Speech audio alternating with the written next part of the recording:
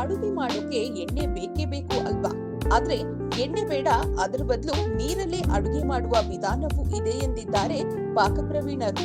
ಹೌದು, water cooking ಅಥವಾ ನೀರಿನ ಅಡುಗೆ ಕೇಳೋಕೆ ವಿಚಿತ್ರ ಅಂತ ಅನಿಸಿದ್ರು ಇದರಿಂದ ಆರೋಗ್ಯಕ್ಕೆ ಆಗುವ ಪ್ರಯೋಜನಗಳು ಹೇರಳ.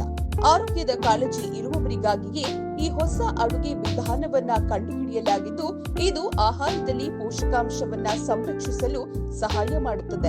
ಅಲ್ಲದೆ ಈ ವಿಧಾನದ ಅಡುಗೆ ಪ್ರಕ್ರಿಯೆಯಲ್ಲಿ ನೀರಿನಲ್ಲಿ ಕರಗುವ ಜೀವಸತ್ವಗಳು ಮತ್ತು ಖನಿಜಗಳು ಹೆಚ್ಚು ಪರಿಣಾಮಕಾರಿಯಾಗಿ ಉಳಿಯುತ್ತವೆ. ಆದ್ರೆ ವಾಟರ್ ಕುಕಿಂಗ್ ವಿಧಾನ ಅನುಸರಿಸುವಾಗ ವಿಭಿನ್ನ ರುಚಿ ಹಾಗೂ ತಂತ್ರಗಳನ್ನ ಅನುಸರಿಸೋದ್ರಿಂದ ಅಡುಗೆ ಮತ್ತಷ್ಟು ರುಚಿಯಾಗಿರುತ್ತೆ ಎಂದು ಪಾಕತಜ್ಞರು ಹೇಳ್ತಾರೆ. ಈ ಹೊಸ ವಿಧಾನದ ಅಡುಗೆಯಿಂದ ತೂಕ ಇಳಿಕೆಗೆ ಸಹಾಯವಾಗುತ್ತೆ. ಆದ್ರೆ ಭಾರತೀಯ ಪಾಕ ವಿಧಾನದಲ್ಲಿ ಇದನ್ನ ಸೇರಿಸೋದು ಬಲು ಕಷ್ಟವೂ ಆಗಿದೆ.